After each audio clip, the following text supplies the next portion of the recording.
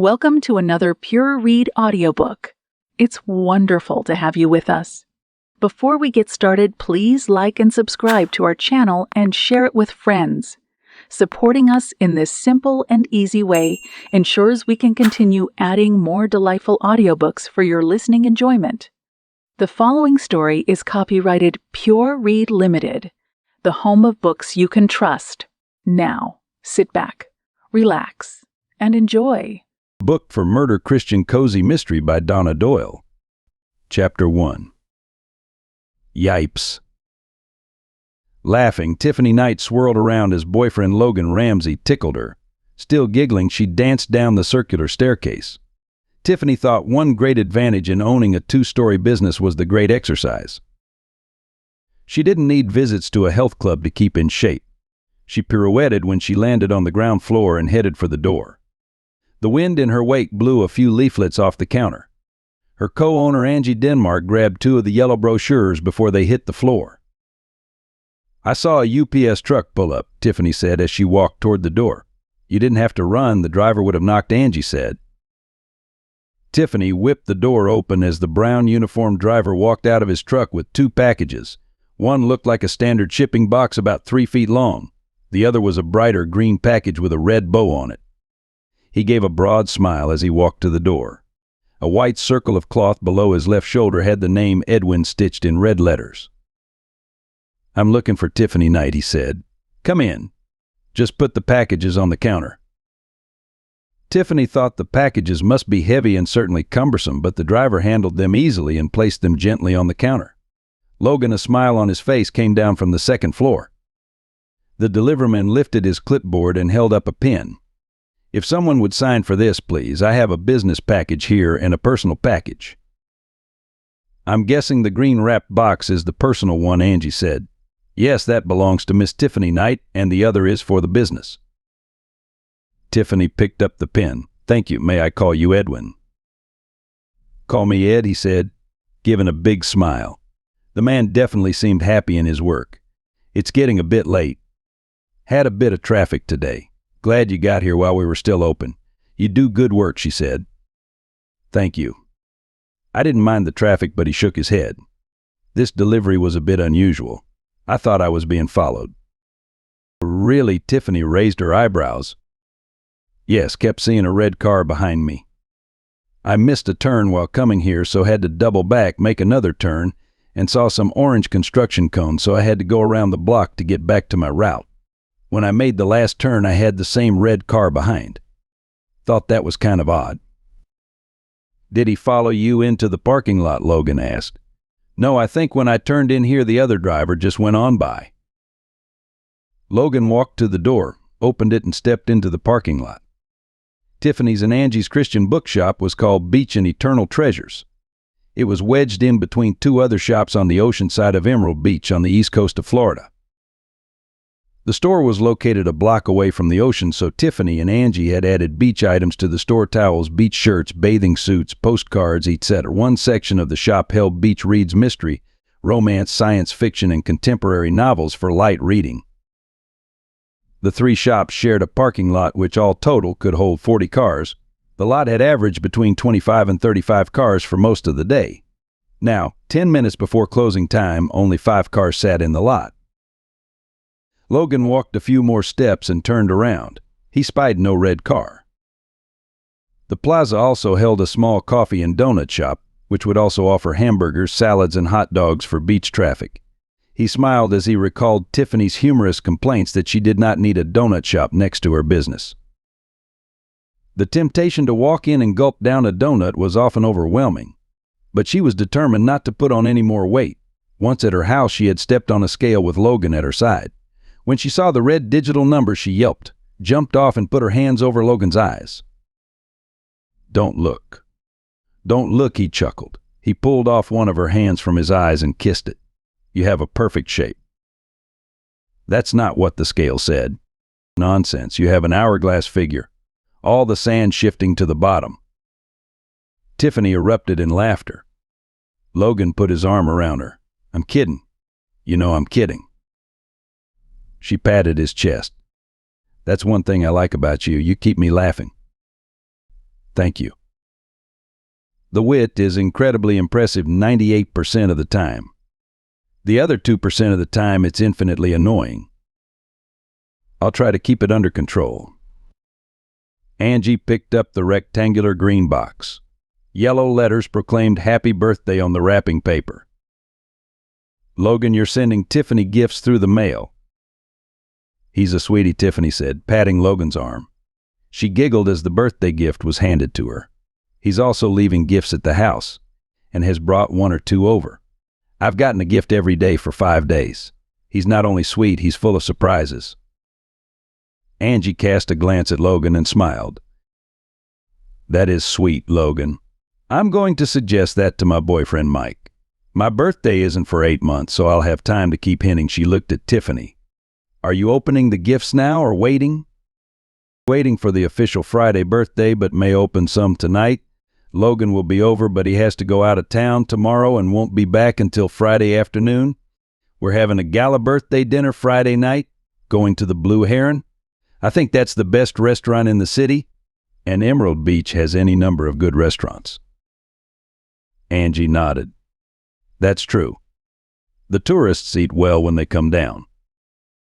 Tiffany held the green box but was afraid to shake it. This isn't breakable, is it, honey? Not going to say. Not going to give any hints. You'll have to wait until you open it. You better let me carry the other package to wherever you want it, Mom, the UPS driver said. It's heavy. I'm guessing the box weighs 50 pounds, feels like it's full of books. That would make sense. This is a bookshop of sorts, Angie said. Were we expecting any packages?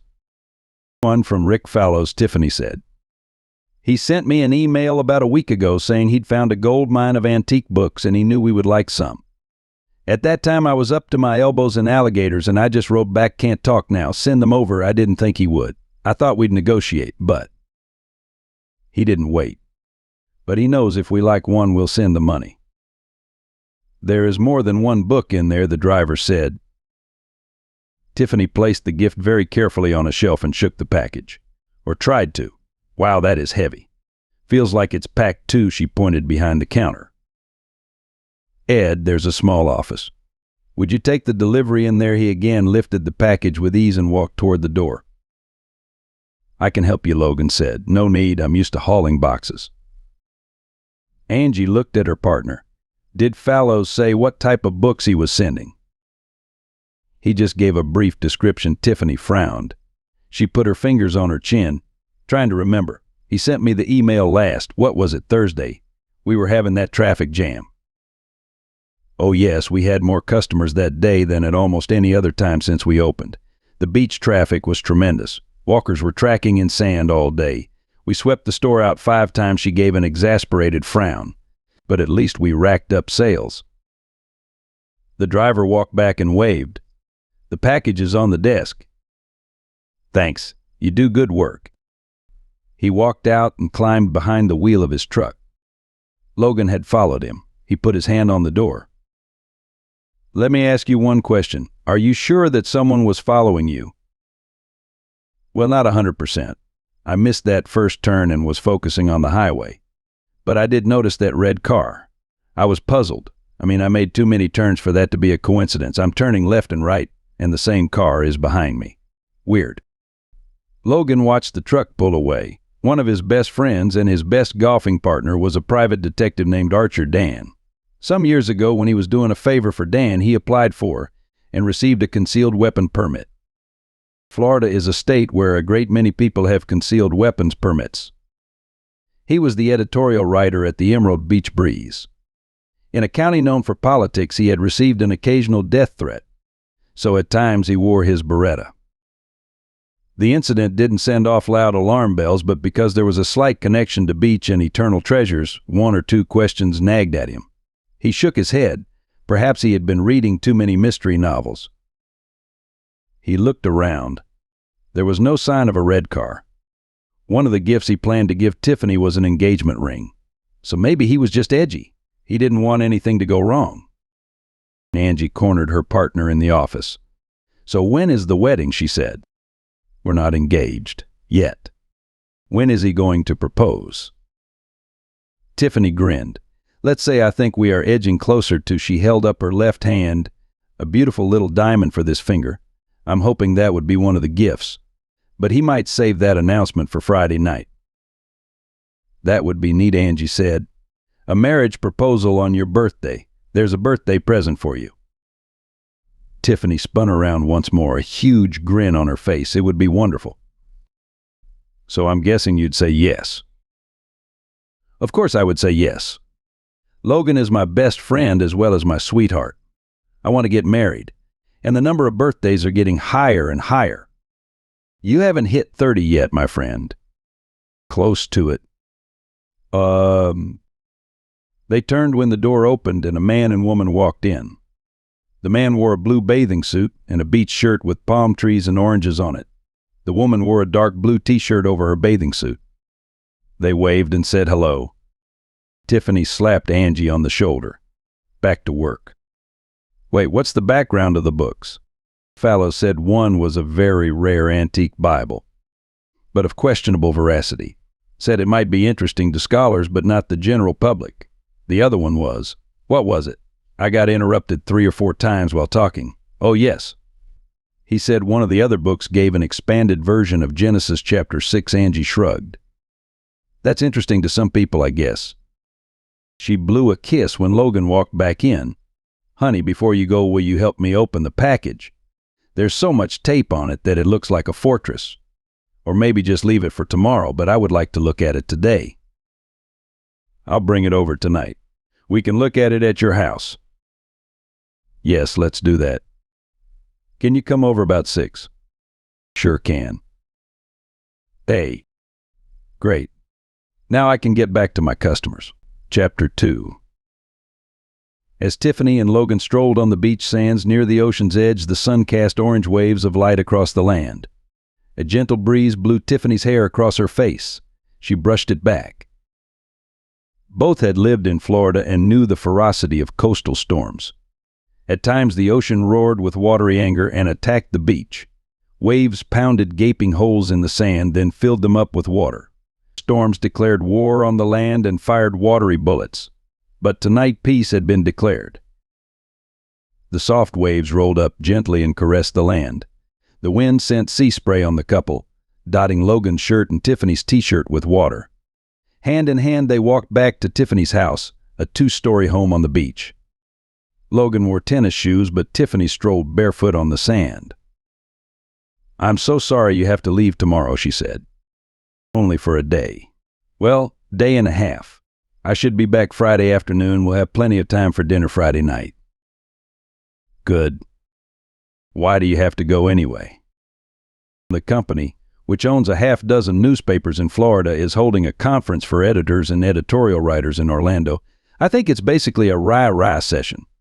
These are tough times for newspapers, and the top executives just might want to spread encouragement and cheer. Well, that's kind of nice. He kissed her cheek. Not when it separates me from you.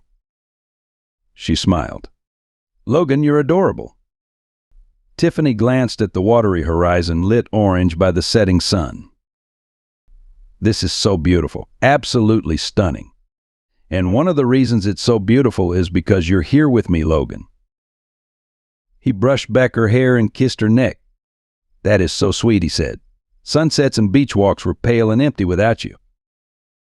They passed an older couple who were walking south while Tiffany and Logan kept strolling north. Tiffany's house was a half-mile away. I am so happy, Tiffany said.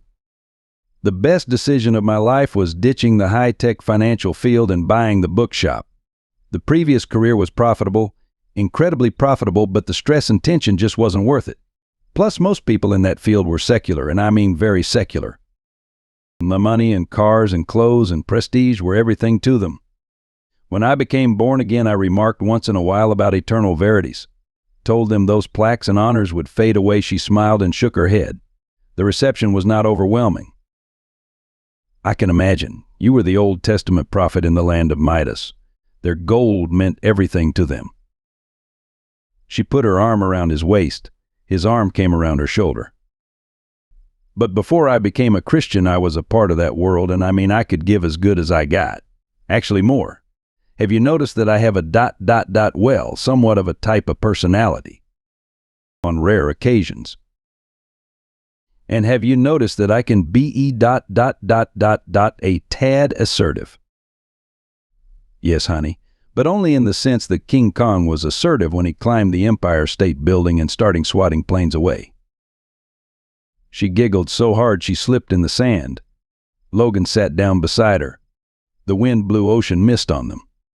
Tiffany wiped the water from her cheeks and giggled again. Do I really come on that strong? Not really. You just lived your life by going full NASCAR, at least until recently. But now you're taking time to smell the roses and enjoying beach walks. She stretched her legs out in the sand and leaned back on her hands. It's kind of amazing we got together, Logan said. You went full NASCAR, and I've always had a laid-back personality. Laconic, relaxed, sort of take the world as it is and not let it bother me. The world never seemed to distract me from watching baseball and playing golf until you came by and jolted my life. Hope that jolt wasn't too shocking. It was wonderfully shocking and totally unexpected. He leaned back in the sand. A blue crescent moon like a vertical smile floated above and bathed Tiffany's delightful laughing smile in blue light. Logan grinned. To be honest, until you came along, I told everyone I wanted uneventful days and uneventful weeks. Because eventful usually has a negative connotation. Accidents, wrecks, firings, things like that. I talked of uneventful weeks so much it became a joke in the office. One of our reporters took a vacation in California, came back and told everybody the flight to LA was a Logan flight, uneventful. Reporters would come back after covering a city council or county commission meeting and tell the city editor it was a Logan meeting, uneventful. Nothing happened. Her laughter rang through the night. But you, dear one, were an event. I still don't like eventful weeks. But I did like one eventful day, the day I met you. But we better get going. I'm hungry. We need to order out. As he stood up, she jumped into his arms and extended legs around his waist. He carried her toward the house. She circled her fingers around a strand of hair and tickled his nose and lips with it. By the way, is Friday going to be a special day, and I mean a real special day? A special day, Logan said. Now what could you possibly mean by that? It's your birthday. Of course it's a special day. That's why I said real special day. Might there be something else that will be noteworthy? She gave a sly smile. Logan smiled. You will have to wait and see. Tiffany's two-story house was set about 30 yards back from the ocean. A small white fence corralled the backyard. A 7-foot beach light stood just outside the fence, providing light in the increasing dark evening. Tiffany, still in his arms, obstructed Logan's view, so he almost bumped into the man standing below the light. The bulb gave off a white light. Mixed with the orange of the sunset, the glare accentuated the sharp, angular features. An aquiline nose gave the man a craggy look. He wasn't frightening, though. The smile helped dispel any uneasy feelings. But the individual did look like a predator, a hawk circling the forest for prey. Attached to the light pole was a small rectangular sign telling beach walkers that the house was the Knight residence. Miss Knight? Miss Tiffany Knight. Logan eased her onto the sand. Tiffany wiped the hair away from her face. Yes, I'm Tiffany Knight. The harshness of the features became mitigated by the man's gentle voice. I do apologize for disturbing you this evening. I realize this is past regular business hours, but I have a business matter to discuss. It's very important and would be financially profitable for you. Tiffany, hair flowing down over her shoulders, put her hand on her hips. And your name is? Daltrey. Jeremy Daltrey. Mr. Daltrey, I don't mean to brag. I'm a born-again Christian now, but when I was in the world, I made a good amount of money. Didn't mean much to me. I enjoy life much more now that I'm a believer. But I'm not motivated by money anymore. She tapped her cheek with a finger. But I'm curious about what could bring you out at 6, or it is now 7 in the evening. I'm also hungry and about to have dinner with my sweetie here, so if you would cut to the chase, please. The waves increased their pounding on the surf. The wind picked up and tossed sand at walkers. Daltrey nodded. You received a book this afternoon from an international trader, a Mr. Fallows. Yes, I received a package from him. But it came late in the afternoon and I haven't opened it yet. When you do, you will see a volume entitled, When Translated Before the Beginning. That's a rough translation. I'm a religious scholar, Miss Knight, and I have a great interest in the book. It purports to tell the story of the angels who were on the earth during the time of Noah and who intermarried with human women. It gives details about the first 2 lines of the 6th chapter of Genesis, lines that have puzzled theologians and believers for centuries. The first 2 lines of Genesis 6, Logan said. Tiffany nodded. When men began to increase in number on the earth and daughters were born to them, the sons of God saw that the daughters of men were beautiful and they married any of them they chose. There's been a great deal of discussion and debate about the phrase sons of God and what it means. Most think the phrase refers to angels. Many wonder if it refers to fallen angels. But Richard Perry, a scholar, believes the phrase refers to angels who were sent down to the earth to teach about the Lord, but they became corrupted and married into the fallen race they were sent to teach and instruct. Daltrey nodded. That's my view too. The book gives details of what exactly happened. There is no way we can know the author of the book, but it could be Shem, one of the sons of Noah. He would, of course, have had first-hand knowledge of the events back then. I don't mean to be skeptical. Well, I take that back. I do mean to be skeptical. I suppose there's no way of authenticating the authorship. No, but I still would like to purchase the book so I could study it. I can offer you $10,000. $10,000. Where, for a moment, the only sounds on the breach were the waves flowing against the shore and the frogs and crickets around Tiffany's house joining in a nocturnal symphony. 10,000. I work for a small organization, the Institute for Biblical Studies, which wants to seek and reveal historical facts about the Old Testament, particularly the book of Genesis. If you're offering 10,000 for a book, Logan said, you must be making a profit. We have a number of wealthy and very generous donors, both Christians and Jews. We're not well known, but we do have a reputation in certain Christian and Jewish academic circles. We'll have to check that out, Logan said. Of course, but I wanted to be the first to make an offer on the book. If someone matches my offer, which I doubt, let me know and I will increase it. This book is very valuable to my research. He reached into his pocket. Here's my card, Miss Knight. Phone number, web address, email. Tiffany took the card. We will check this out. As I said, we have yet to open the package. Give me a day or so, Mr. Daltrey, and I'll get back to you. He nodded. Thank you for your courtesy. One minor thing, Mr. Daltrey. Do you drive a red car? Logan said. Daltrey looked puzzled. No, I own a blue Sonata. He turned and walked down the beach. Tiffany crossed her arms. What do you make of him? Logan stood behind her and put his arms around her neck. Intense. Not really frightening. The light didn't do him justice. Could have made him look creepy, but didn't. However, he is intense. I'll say she shook her head. Anyway, let's forget about him and business. Let's go in and order dinner. I'm hungry. The Chinese food was excellent. Tiffany had ordered beef and broccoli. Logan ordered chicken. Tiffany held green broccoli stalk and offered it to Logan. Here, eat this, she said. Logan frowned and drew back. Eat it, honey? You need to put more greens and veggies in your diet. Logan said nothing but opened his mouth, accepting the broccoli. You should eat more salads too, she said. With you around, I have a feeling I will. See, I'm improving your life. Logan smiled. In every way. She swung her fingers as if directing an orchestra. Index fingers on both hands in the air. Hands swung back and forth. It was one of her traits that Logan thought odd at first, but now he considered adorable. Oh, I need to ask you this. You'll definitely be back in time for Friday's dinner. Right. Absolutely. Your birthday comes first. That is so sweet. I have the perfect dress for our very special day. She dropped her voice and raised her eyebrows. Very special day. I'm not saying a word until Friday. No comment.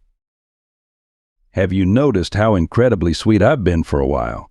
That NASCAR girl who would run over people is long gone. I've been practicing for a new role. I've been submissive and obedient." He reached out and patted her hand. "Honey, don't go overboard on that submissive and obedient thing. One, I like you as you are, adventurous, strong-willed, and vivacious. Two, a little flexibility is a good thing. Three, it would be something of a shock to your system. Better slide into that gradually." She twisted her lips, glared at him, and put her hands on her hips. "I beg your pardon," the syllables sounded frosty in the night air. "I mean, honey, you are lovely and wonderful, but, well, you just don't do well with that submissive thing." She focused the already intense glare. She lowered her sharp voice. "You know why they don't send donkeys to college?" "Yes, I do," Logan said quickly. "So you don't have to tell." "Because no one likes a smartass." "You see, that was not obedient or submissive." She laughed. "You said you liked flexibility. Was that flexible enough for you?" Logan's chuckle gradually became laughter. "Yes, Ma, I am." "It was," he said, laughing. The laughter was contagious. Her firm lips quivered and strained to smile. Chuckles fought her tongue and mouth to be released. Finally, she joined him in boisterous laughter. They leaned over and kissed. "Friday night," she whispered. "Friday night. Oh." The noise sounded like a metal animal shrieking in wounded agony. It jolted nerves and came close to damaging ears. Tiffany jumped up. "That's the alarm." "The what?" "Mo." She raced to her desk and turned her computer to her. Words rushed from her mouth like water from a fire hydrant. "The business alarm. It's connected to my computer and to the police station, too. When it goes off, it alerts us," she said. "And if it goes off, someone is trying to break in." She raced into the living room and grabbed a tennis shoe. Hopping on one foot, she slipped the shoe on. Then the other. "Let's go," she said. The two raced out of the house. Logan's green Saturn sat in the driveway. He flicked the keychain and heard the unlocking.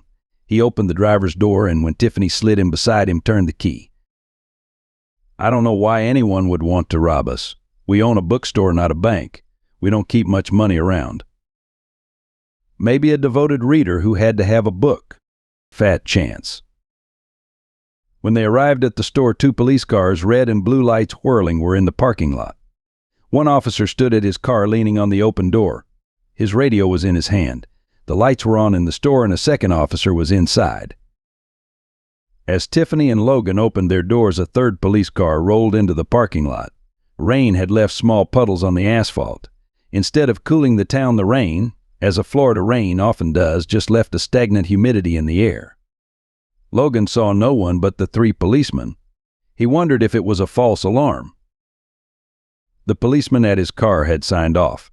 Tiffany walked over to him as he shut the car door. The gold rectangular name tag above the badge read Dwayne Stafford. He was a physically imposing man. At 6'3", his blonde hair was in a crew cut and every hair looked to be at attention. Tiffany wondered if he spent his off hours at a health club. "Officer, I'm Tiffany Knight. I'm co-owner of this store. Can you tell me what happened?" "Someone tried to break in. Did break in?" "Oh, no." The officer nodded. "Yes, from what I can tell, a suspect entered your store but somehow tripped the alarm after he was already in. I'm glad you're here. Perhaps you can take a thorough look around and see if anything is missing." "Certainly." Officer Stafford escorted her to the door. As she walked through, she saw no damage. Books remained stuffed on shelves or displayed on tables. There was nothing to indicate an intruder had broken in. "We need to go upstairs, Ma. I am," Stafford said. "One of the second-floor rooms is in disarray. The rest of the store looks clean." With Logan trailing behind, the two walked up the stairs. At the officer's direction, Tiffany turned right and walked down the small, carpeted corridor. "This room, Mom," he said. The room where books lay sprawled on the floor was the academic Christian section. It held a number of books written by academics on Christianity and Old and New Testament history. Tiffany checked the shelves and picked up the books lying in the aisles. But she noticed most of the shelves were undisturbed. There was a small display where two books remained, One was about life in the time of King David and the other was a biography of the prophet Elijah. The blue cover of the King David book sparkled under the store's lights. At first glance, officer, there doesn't appear to be anything missing. The burglar may have knocked some books off the shelves, but he didn't take anything. That's very odd, Mom. Very little appears to have been disturbed, but you need to check the register just in case. Do you leave money in the register overnight? Sometimes. Not often, but at times when we're running late, we'll just lock up the store. But usually we will count the cash and the debit credit receipts and lock them up in the safe. The safe is still locked. No one seems to have touched it. Then why did anyone bother to break in? Logan said. Sir, it's possible he realized he tripped the alarm and fled before taking anything. Possibly, Logan said, muttering but not likely under his breath. Tiffany walked down the stairs and went behind the counter. She quickly opened the cash register, looked it over, and closed it again. Officer, there's nothing missing here. Mid-afternoon today, we had a customer who bought 2 high-priced books. He gave 2 50s to pay for them. She poked the bills in the register. The 50s are still here. If there had been a robber here, he certainly would have taken them. The safe was below the register on a shelf. She took a glance downward and shook her head. The safe hasn't been touched. Glad nothing is missing, Mom, Officer Stafford said. Maybe the burglar got drunk and hit the wrong store. Then when he realized his mistake, he left. Tiffany closed the register. Thank you for being so alert, officer. The police department had a very quick response. Thank you, ma'am. Just in case, we'll be patrolling this area closely tonight. Thank you. Mew. She leaned back against the counter and crossed her arms. Logan, what? She shook her head. I'm not sure what to think. I think it's very fortunate we took the package to your house this afternoon. She blinked and gave him a shocked look, you think? Logan nodded. I do. I don't believe in coincidences, honey. A package comes to your store today and the UPS driver thinks he may have been followed. Perhaps he was. And whoever was following him knows where the package was delivered. But he couldn't have known we took it to your house this evening. He thinks it's still in the store, so he breaks in to get it. If the book Daltrey describes is in the package, is this the room where you would have put it? She nodded. Probably. So our suspect came up here expecting to grab the book and leave, but it's not here. So he's angry and frustrated and knocks some books to the floor in exasperation. It's got to be someone who knows the book is valuable, and if he tried once to get it. Tiffany rubbed her temples. This is not the type of birthday surprise I wanted. I think we better go take a look at those books, Logan said. I agree. Chapter 3. The package had been securely sealed, but Logan took a kitchen knife and cut away the tape. He ripped the brown package open. 3 books were in the package. He removed the first one and blew the dust from it. He showed Tiffany the cover. This one hasn't been translated. It's in the original language. What language did Shim write in? I don't know, she said. I'm a Christian, but I am not a biblical scholar. Perhaps I should be. Perhaps all Christians should be. She tapped the book with her fingernail. I have no idea what language that is. I know Spanish and a little French and a little Latin. She tapped the book again. But that's a mystery. Logan opened the book. No pictures, he said. The writing was a mystery to him, too. The letters bore no resemblance to any language he knew. The book wasn't broken into chapters, just one long script from one page to another. This book must have at least 300 pages, he said. How old do you think it is? He shook his head. Have no idea. It's dusty and worn a bit, but basically it's in good shape. I have an early edition of one of Mark Twain's books, published in the 1880s. This book looks almost as good as it does. But this one isn't from the 19th century, Tiffany said. Or even the 9th century. Shim, if he's the author, he lived almost 6,000 years ago. But if the book was that old, wouldn't it have turned to dust by now? Tiffany reached into the package and took out a second book. This one isn't in English either. The cover of the book was dark green, chipped and worn. Several small holes showed in the green. I'm going to have to quiz Daltrey which book he wants. Maybe I should ask him to come to the office tomorrow. He might be able to tell us what each book is about. Good idea. If he knows something about the Shim book, maybe he can read it, or at least knows a fellow scholar who can. Logan picked up a third book, looking desperately for an English word in the title or text. There was one. In gold, somewhat crooked letters, he could make out the word Solomon. Well, we can read the title but nothing inside. I feel incredibly stupid. Tiffany patted his arm. Don't worry about it. Very few people can read the language in a 5,000-year-old book, but that's another thing we have to check out. When did books begin appearing? Those are not scrolls. Did someone copy the original manuscript 1,000 years ago and write it in a book? I need to email Fallows and ask for everything he knows about this collection of books. There's no notes or information about them in the packet. Logan opened the book. The writing remained a mystery. Can't read this one either, Tiffany said. Let's worry about that later. Get an overnight bag. You're coming with me. I am. I don't want you here alone tonight. Someone broke into your business. It would be very easy to get your address thanks to the internet. Perhaps they might try breaking into your home tonight. I want you with me. And my Beretta. Tiffany thought for a moment. We need to take the books, too. He slipped his hand around her waist. Okay, but you are vastly more important than books. Gosh, that's sweet. Chapter 4. The next morning when Tiffany arrived at her shop, with Logan following her, she saw the smiling gentleman waiting at her office door, as promised. Logan said the man was a former Marine and he looked the part. 6'3", dark hair, thin black mustache, but a grin on his tan face. He wore a dark coat but no tie. If he carried a gun, Tiffany couldn't spot it. He either was unarmed or had a good tailor who fitted the jacket around his shoulder holster. As she and Logan got out of their cars, Logan waved to the man. It was a cool morning, at least for Florida. Tiffany was glad she had grabbed a light sweater before leaving. Logan even wore a light burgundy turtleneck, although turtlenecks are not worn often in Florida. Tiffany, meet my friend Archer, Dan. You've heard me mention him once or twice, Logan said. She extended her hand. Yes, I have. Logan has spoken very well of you, Mr. Dan. How are you today? Anytime I meet a beautiful woman, I'm having a good day, Dan answered. And please call me Arch. Thank you, you are a charmer, Arch. When I'm not shooting people, I try to be, he said. That's a joke, Logan said. Tiffany opened the shop and waved the two men in.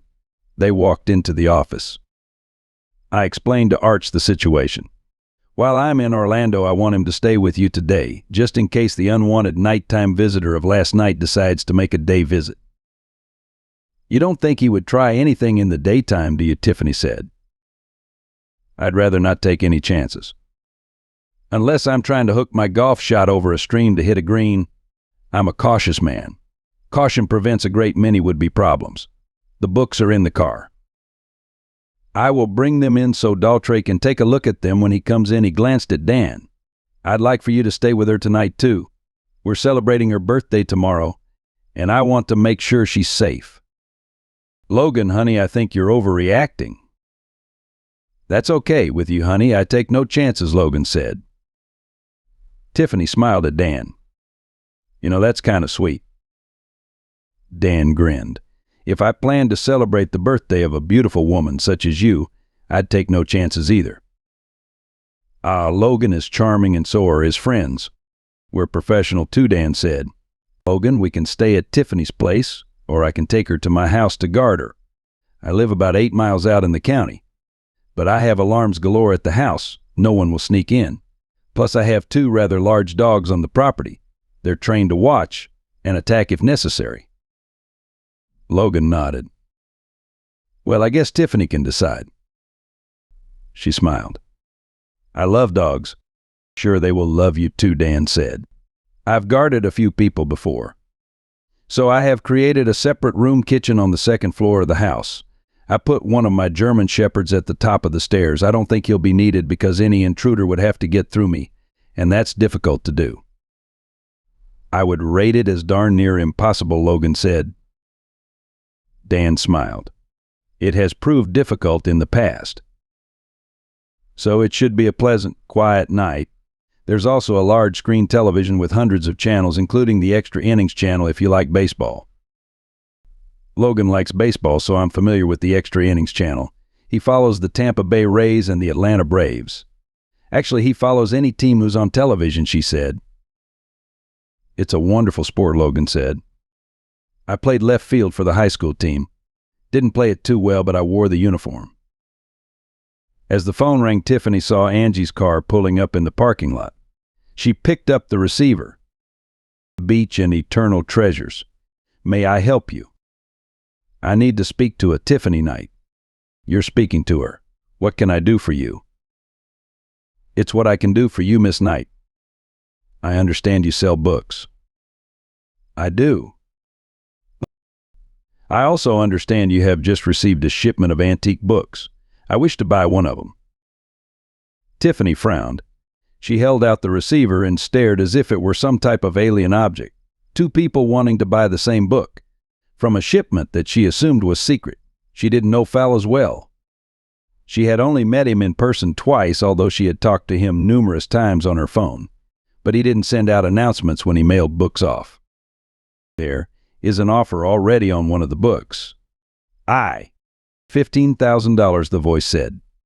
That's my offer. $15,000. Yes. She looked at Logan and Dan and rolled her eyes.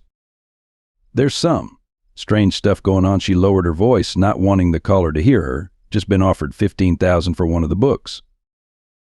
Logan grinned and glanced at Dan. If she accepts, we'll be able to pay your fee. Tiffany brought the phone back up to her ear. Before we do business, I need to ask your name and why you want the book. My name is Dr. Kendrick Watson. I'm a former professor of medieval studies, and I've taught at several universities both in this country and in Europe. I'm pursuing independent studies at the moment, and the book will be very valuable to me. $15,000 worth. Yes, Miss Longley. At times the pursuit of knowledge is costly. Fortunately, I do have backers. Tiffany listened carefully to the man's voice. He said he had taught in Europe, and she thought his voice did have a trace of a European accent. She also thought the voice had an essential coldness in it. Polite, but cold. Dr. Watson, you will have to come to my business. I received a shipment of 3 books yesterday from Richard Fallows, who I have dealt with before. I did not request this shipment, but Mr. Fallows knows the type of books I have purchased in the past and which books would interest me. The books are not in English, and, as I said, I have already had an offer on one of them. But before I do anything, and that includes selling any of them, I need to know what's going on. 1 or 2 strange things that have occurred, so I need more information before selling any of them. I am receptive to a $15,000 offer, so I think the first step would be for you to come in and talk to me about it. You will also have to identify which book you want. I agree. That does seem like the next logical step. I am not in Emerald Beach, but I could be there by the afternoon. Do you have time to converse today? For $15,000, I sure do, Tiffany thought. Yes, could you be here at 3? Yes, that gives me ample time to drive down. Thank you, Miss Knight. See you at 3, Dr. Watson. She hung up the phone and turned to Logan. Why don't you go out and get those books, Logan? I don't want them out of my sight. Be right back. Why? Logan exited and came back in with the package. As he entered, a tall, slender man in a brown coat and tie walked in behind him. For a Floridian, he was pale, with blue eyes and an aquiline nose. Tiffany thought he was a professional, although at what she didn't know. As Logan set the package on the counter, she walked around and greeted the customer. As she did, he reached his hand into this coat and brought out an ID. It had a fine, albeit small, photo of him and showed a silver badge to the right of the picture. I'm Captain Jake Dulles of the White Oak Sheriff's Department, he said. White Oak was the county where Emerald Beach was located. Some years before, the Emerald Beach Police Department had been merged into the White Oak County Sheriff's Department. The badge and the words sent a jolt through Tiffany. Her muscles tensed and she straightened. Captain, When you first walked in, I thought you were a customer, but are you here on official business? Yes, Mom, I am. She showed a slight smile. I'm a law-abiding citizen, Captain. She pointed to the two men. So are my friends. Dulles showed a sly smile. I'm familiar with both of them. I know Logan. The department has always considered him a friend. We like his editorials. He believes in law, order, and justice. I do, Logan said. And I've bumped into Mr. Dan from time to time, Dulles said, but I wanted to ask you about another man, M.S. Knight. Do you know a Richard Fallows? Yes, he's one of my suppliers. We have done some business together. I just got a shipment from him recently. Why do you ask? Dulles put his ID back into his pocket. A day ago, possibly just a short time after he mailed the shipment, Mr. Fallows was killed. Murdered. Tiffany felt like the floor had opened up under her feet. She briefly slid into darkness. She reached for the counter to steady herself. When her fingers grabbed it, she sighed with relief. The wood remained solid and supported her as she leaned against it. Logan walked over and put his hands on her shoulders. I'm sorry to upset you, ma'am, but Fallows' murder is why I'm here. The Miami police did an extensive search of his office. One of the records indicates his last shipment was up here. We talked to the UPS employee who picked up the package. He had talked briefly with Fallows, who he knew slightly due to previous deliveries and pickups. The employee said Fallows didn't look well and was very agitated. He was also very insistent the package be picked up that very day. He phoned the company late in the afternoon. When the employee arrived, Fallows almost jammed the package into the delivery man's hands. The delivery man even asked him if anything was wrong. But Fallows said no, that he just had a very busy day. So he wanted to get rid of the package, Logan said. Yes, there was also a cryptic, threatening message on what was left of his computer, Dulles said. On what was left of it. Yes, whoever killed Fallows did his best to demolish the man's computer. We were able to retrieve some messages, but not all. We also looked for invoices or anything else that would describe what books were shipped, but haven't found any yet. It's possibly such items were destroyed. Tiffany patted the crate on the counter. The books are in here, Captain. Wish we could describe them too, but they're written in ancient languages and neither Logan nor I can read them. Then we both need to find someone who can. Those books may be connected to Fallows' murder, Dulles said. Captain, a man called me this morning, about 10 minutes before you walked in, and offered $15,000 for one of the books. He said he was a university professor. He's coming in at 3 this afternoon to look over the books and tell me about the contents. Really? Well, Tiffany nodded. Dulles slowly reached into his coat pocket and brought out a pack of small, long cigars. He pulled one out of the box. I'm one of the few people who still smoke. It helps me think he held up the cigar in the plastic, transparent wrap. You mind? Although the shop is a no-smoking zone, in this case I don't mind at all. Logan smiled as the detective lit the cigar. He didn't think Dulles needed any help thinking at all. Dulles was slow and deliberate in his movements and speech, but he was thinking all the time. Dulles puffed on the cigar and blew out gray smoke. At 3, he said. Tiffany nodded. Then the professor is going to have an audience of at least 2, Dulles said. The door opened and 3 more people entered the shop. Tiffany asked Angie to keep an eye on them. She asked Logan to move the package to the office. When he did, Dulles and Tiffany followed him. I checked our records, MS. Longley and saw your shop was broken into last night. Yes, but nothing was taken. When were the books delivered? Late yesterday. So I assume Mr. Dunn is here because you 2 were suspicious. You could say that, Logan said. Let's just say I was cautious. I'm a cautious guy. In this case, it's good you were. I read in the report that there was a room here that was disturbed last night. Books on the floor, possible shelves moved around or knocked. Tiffany pointed a finger toward the 2nd floor. That was the room with the religious books. I'd like to take a look. By all means, go up the stairs, and it's 2 doors to your left down the corridor. She watched him climb the stairs, then moved over to Logan and tapped him on his chest. "You have to leave soon." He shook his head. "I'm thinking about staying. With all this going on, I'll be fine. I have a bodyguard and a police detective here. You need to keep the corporate bigwigs happy. Tell them a few jokes and be your witty self. I don't want them to ship you to another paper." She patted his chest again. "I want you around for a long time." "Oh." "Oh, what?" "Ma." She scratched at the shirt with a finger. "You can't travel to a business meeting in that shirt. It has a spot." "No, it doesn't." She scratched a tiny round brown stain on the shirt. "Yes, you have to change that." Logan looked down, but he still couldn't see the spot. "Honey, do you realize you can see stains that the Hubble Space Telescope couldn't pick up?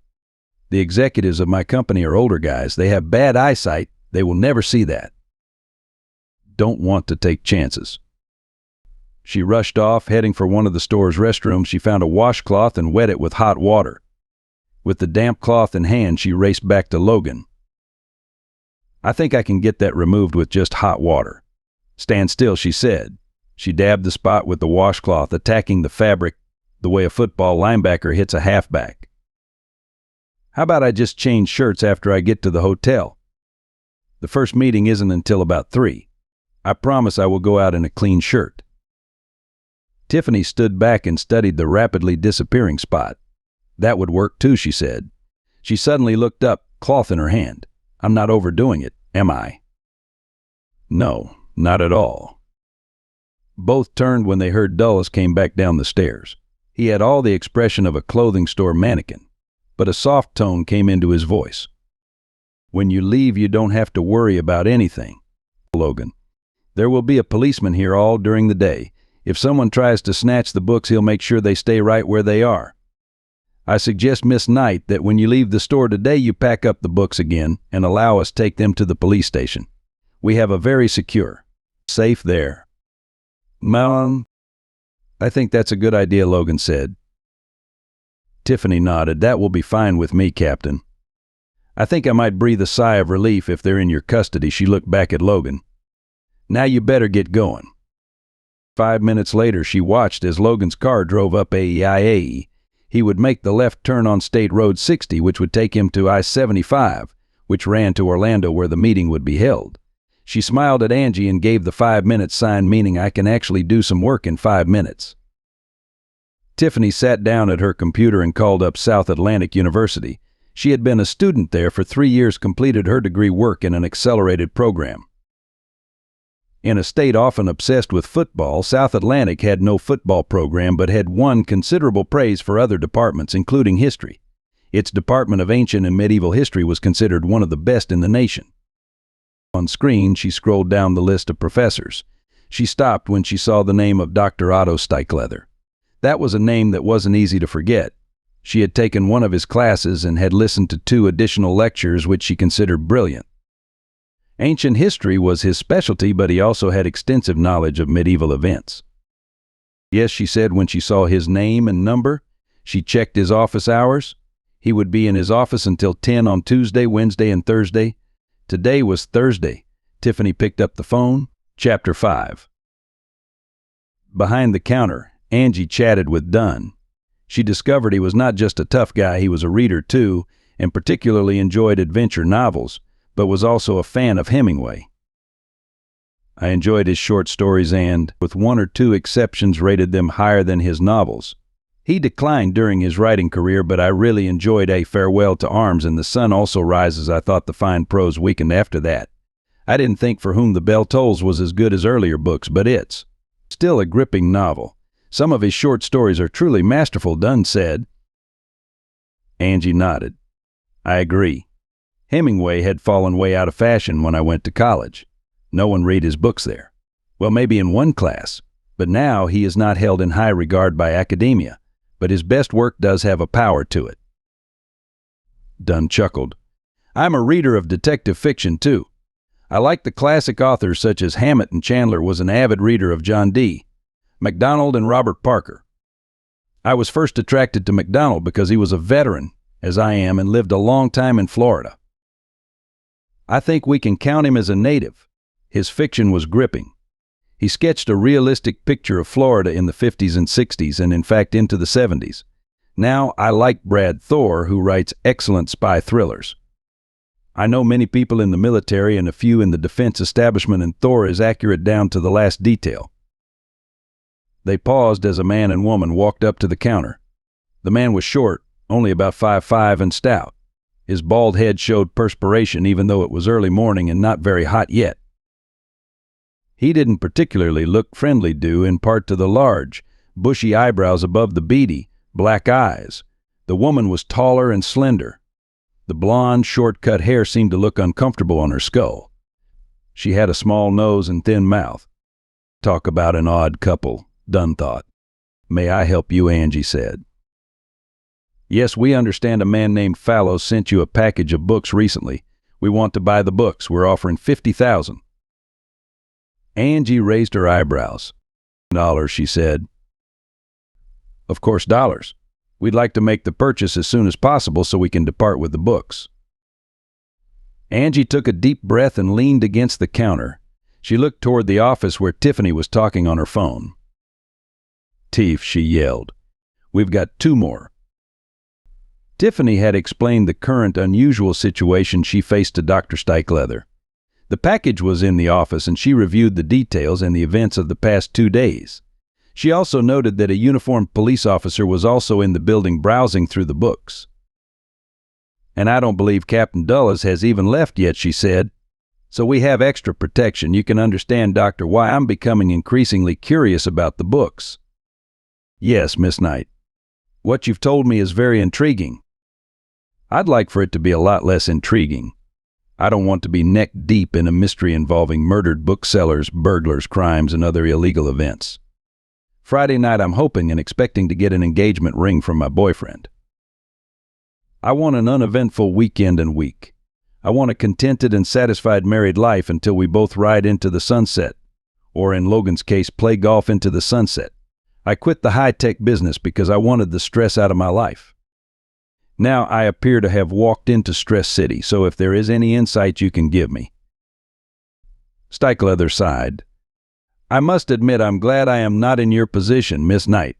Let me ask you this. You say the package contained books but not scrolls." "Yes, obviously the books are very old and in a language I don't know. I know Latin, Spanish, French, a smattering of Hebrew, but that's it. I was told at least one book is rumored to have been written by Shem, Noah's son, and related to the events in Genesis 6, particularly the first 2 lines. If that's true, I don't think it would create a murderous repercussion. But since the writing is in book form, I would suggest the original scrolls have been hidden or destroyed. The material was recopied at a later date, but possibly. The men who want these books might not be interested in the stories told inside, per se." "What do you mean?" "You mentioned the only word you can make out is the name Solomon on one of the books." "Yes, Solomon as in King Solomon. I guess Solomon is Solomon in any language, old or new." That's interesting." "What's interesting about it?" "One of the rumors about such books is they have clues to the location of Solomon's treasure." "Solomon's treasure." "If you remember, the scriptures tell of vast hoards of gold and silver and other treasures that King Solomon had in his temple. Rumors say most of the treasure was carted off to a secret place during the dissolutions of the 2 kingdoms. The location was a secret passed down through generations.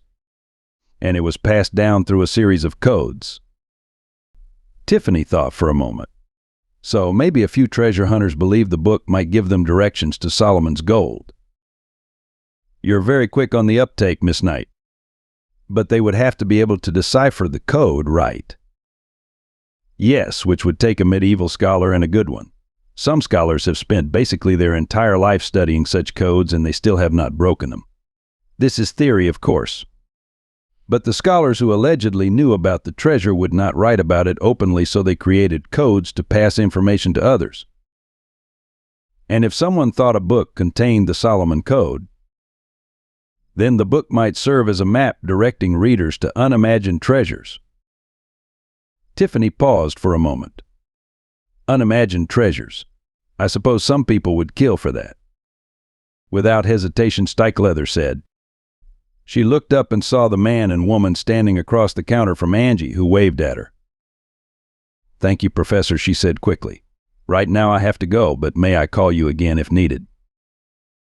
Of course, call me any time. You have got me curious.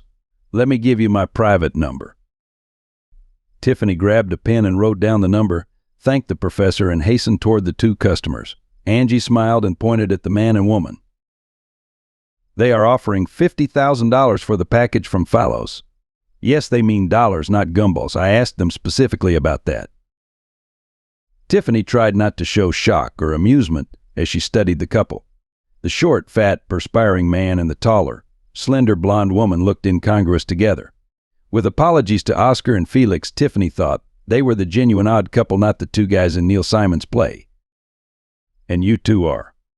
Who? My name is Sylvia Allard and my friend is Henry M. Bourdillon. You have a trace of a French accent, Miss Allard. We are both French. Our ancestry goes back 1,000 years. 1,000 years of breeding produced an ugly short guy like your friend? Family doesn't seem to be improving, Tiffany thought, then coughed and cast the thought down. Her fingers touched and massaged her temples. She shook her head. It was early in the morning and she was already exhausted. Nevertheless, she turned to the couple and smiled. Henry even has an ancestor who was one of the people who stormed the Bastille in 1789, Allard was saying. The guy had to be in better shape than Henry is. The only thing he could storm was an ice cream cake, Tiffany thought. But she kept smiling. How remarkable. Now you want to buy just one book or all 3 books in the package that Mr. Phalos sent me? All 3. May I ask why? We are historians and book collectors, Miss Knight. The books have great historical value. They purport to reveal a great many details about early biblical days and early man. If we are able to translate them into modern languages, it will be a find on the order of the Dead Sea Scrolls and other famous historical artifacts. You're spending a lot of money for science. It's a cause we've been devoted to for decades. Henry is my cousin. We disagree on many things, including our taste in wine. Henry prefers red and I drink only white. But we are both passionate about finding antiques so we can better understand mankind's history. The voice had more than a trace of disdain in it and came from the front of the shop. Bully for you. Angie looked toward the door, as did the 2 French alleged book lovers. A tall man, at least 6'3", had just walked in, unnoticed by other customers. He was handsome with charming green eyes and a sly smile. Brown hair trimmed nicely around his ears. As opposed to Bourdillon, who looked a bit creepy, the stranger had a jovial tone in his voice and projected friendliness. Henry and Sylvia are not the dispassionate, objective lovers of truth and history as they would have you believe, the man said. Simon crawl out of a sewer recently, did you? Sylvia said. Last we saw you, weren't you dodging bullets from the Algerian police? I had hoped they would arrest you and get you off the street. She lowered her voice. Pity they were so incompetent. And it's good to see you again, too, you and your creepy little cousin. Is there a Halloween exhibit here this weekend? You wouldn't want to miss that. Sylvia turned up her already pointed nose. Her voice sounded like ice. Our lineage includes royalty and noblemen. Your background includes a half-moon house in a red light district. The stranger roared with laughter. That high-class education does come out once in a while. I hate to interrupt this, Tiffany said. You two are entertaining, but take the roadshow someplace else. This is a business, and I believe I have an offer on the table. It won't be enough, the stranger said. And who are you? Tiffany asked. The man reached into his expensive coat pocket and brought out a driver's license and a letter. He showed the license to Tiffany. Jericho Simon. I work for an antique store in New York City. Actually, the antique store, Flevin's, is known the world over. Weren't they busy stealing some ugly little idols from South America? At least they were the last time I heard of them, Sylvia said. Ugly little idols that brought a remarkable monetary return. Speaking of monetary returns, our offer remains at $50,000, Sylvia said. It won't be enough. My offer is $100,000. Tiffany gasped. Let me sit down. Simon smiled and walked to the counter and leaned on it. $100,000 for the package of books. My employers are only interested in one, but the other two may be intriguing too. Some people have a green thumb. Mr. Fallows had an antique thumb. Other researchers could hunt for decades and turn up only dust. Fallows could find literary treasures almost anywhere. A shame we lost him.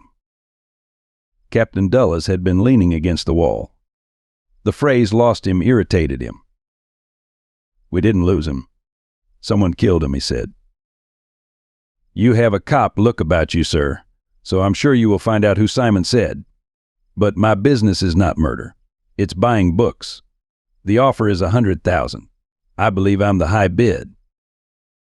I'll raise, Sylvia said. I will have to check with my backers, but I'm sure we can match Simon's offer. What is it about these books that make them so valuable? Tiffany said. And I'm not buying the theory this is only about historical research. The short, big-nosed cousin had said nothing during the conversation. Now he turned to Tiffany with a voice that sounded like sandpaper being rubbed together. That is none of your business. We have our reasons, Henry said. Dulles walked to the counter. Right now I'm requesting Miss Knight not do anything with the books yet. I'd like to ask a few questions and know the books are in a secure place while I'm investigating. Dulles looked at Tiffany.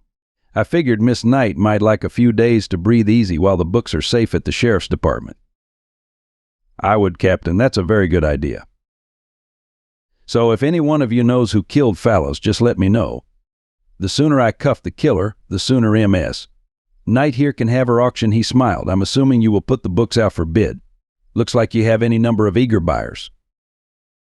While I have you all here, I can ask each of you where you were last night, Mr. Fallows sent the package around 3 in the afternoon. So why don't you three tell me where you were at that time?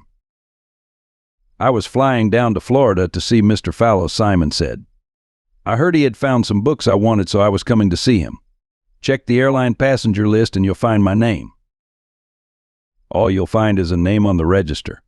That doesn't mean the real Jericho Simon was sitting in that jet seat, Sylvia said. For all of my dislike for him, I will admit Mr. Simon is a very cunning man. He's been in trouble with the law before, Captain. He was arrested for murder. Dulles looked at the smiling man. Is that true? The allegation didn't change Simon's smile. Arrested but not charged. The incident referred to occurred in New Orleans. A man was attacking a woman. Being a gentleman, I couldn't let that happen and intervened. The attacker, a raffish, burly man who looked a bit like Henry there, was determined. I tried to reason with him, but to no avail. He pulled a knife and I pulled my gun. He lost. Simon kept smiling, but I did pay for his funeral. I didn't want my actions to be a burden on the taxpayers. There is an old saying, Captain, never bring a knife to a gunfight. My late opponent did. When did that incident happen? 2 years ago. And duly recorded by the New Orleans police. Of course. After I told my story and they looked at the evidence, they dropped the charge. My opponent was known to police. He was a noted troublemaker and had done time in the state prison. Most people are not sorry he's dead. And you two? Where were you last night? In Miami. We too were seeking Mr. Fallows, Sylvia said. Alas, we never found him, at least not yesterday. When we came back the next day, Fallows' office was closed and police tape was around it. Dulles crossed his arms. So what is so important about these books? Or one of these books? I agree with MS. Knight that this is not for history and truth. With all due respect. He pointed at Simon and the French couple. You three don't strike me as dedicated to truth, justice, and the American way. Sylvia shook her head. Society doesn't understand the small group of people dedicated to historical and artistic truth. We are always outcasts. Without Tiffany noticing, Daltrey had walked into the office. He looked at the two French cousins with disdain. The French couple are lying to you, Miss Knight. Henry and Sylvia care about eating well, drinking well, of which they do an abundance of, and living well. They care as much about art and truth as I do about hooligan soccer matches, Daltrey said. Sylvia raised her eyebrows and sniffed as if a bad smell had come into the room. Jeremy, when did you get out of prison? I thought you were wanted for a murder in Italy or Greece, she said. I was not arrested and never charged, Sylvia, much to your disappointment. I was innocent, am innocent. Sylvia kept her bad smell look. Jeremy does give off a good impression. He has that veneer of sophistication, but he is a fanatic about antiques, especially if he can make a profit from them. It is rumored no one should get in his way if he's on the hunt. He's as relentless and as ruthless as a hound, a rabid hound. Ignore the French lady, Daltrey said. She is irritated because she had to leave her favorite activity to come here, her favorite activity being throwing poor children into the snow. Tiffany lowered her head and rubbed her forehead. Oh, this crowd is full of winners, she muttered under her breath. But I assure you, Miss Knight, my finances are considerably more ample than those of the two French drunks. Liar. You're always lying, Sylvia said. Cut it out. Both of you, Dulles yelled. You can insult one another outside this shop. Right now, mister. Daltrey, I want to know the details of that Italian incident. Nothing serious, Captain. You can check with the Milan police. I was doing what I usually do, searching for antiques, when I was accosted. What happened to the man who accosted you, allegedly? He's recuperating, Captain, but he's still alive. Dulles looked around. I will talk to you later, Daltrey. But right now I want to know why all of you are so interested in these books. And I want answers. Simon chuckled and smirked. What I'm about to tell you, Captain, is almost as unbelievable as Sylvia's last statement, but it has the redeeming value of being true. My employers, and I'm sure others, believe one book provides codes to the whereabouts of Solomon's treasures. The gold and silver and diamonds that at one time were in Solomon's temple. A few scholars believe most of the treasures were removed and hidden somewhere. If you recall the biblical accounts of the temple, you understand it would be worth hundreds of millions of dollars and perhaps billions of dollars. I cannot decipher the book and find the codes, but my bosses think they know people who can. Dulles frowned. So you're chasing gold and silver and diamonds and other valuable items. Chasing them as fast as I can. Nothing new, Dulles sniffed. People have been chasing money since time began. True, Captain, and I will even grant you that the chances of these rumors being true are small. However, if the rumors are true, then the men, or women who find the temple will make Bill Gates and Jeff Bezos look like pikers. So how did Fallows find these rare volumes? I don't know. I don't think anyone knows, Simon said. But we know that he did. Dulles shook his head. Okay, if you want to look at the books, you may. Just remember our officer. He pointed to the policeman. That distinguished young man over there will be looking over your shoulder. And so will Mr. Dan, I gather. Yes, I'm an interested party too, but I'm not a buyer, Dan said. He smiled. I will merely assure there is peace and tranquility in the shop. Tiffany pointed at the French couple, then to the small office. You two, you're first. The books are on the table in that room. You may go in and inspect them. The office doesn't have an exit, so don't try to pull anything. Mr. Daltrey, you may go in after them. I'll be the traffic cop. She watched as Sylvia and Henri walked in. They carefully studied the volumes. They carefully picked them up and handled the books in a reverential manner. They sat one book on the table and very slowly opened the cover. Then, as if touching a precious diamond, they carefully put their fingers tenderly on a page and lifted it.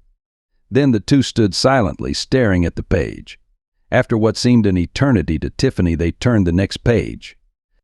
While the two were in the back room, Simon roamed around the store. He seemed to be humming a tune, and his lips formed a cheery grin. As a couple stepped up to the counter with several books, Tiffany smiled and accepted their orange debit card. I really liked your feature author section, the man said.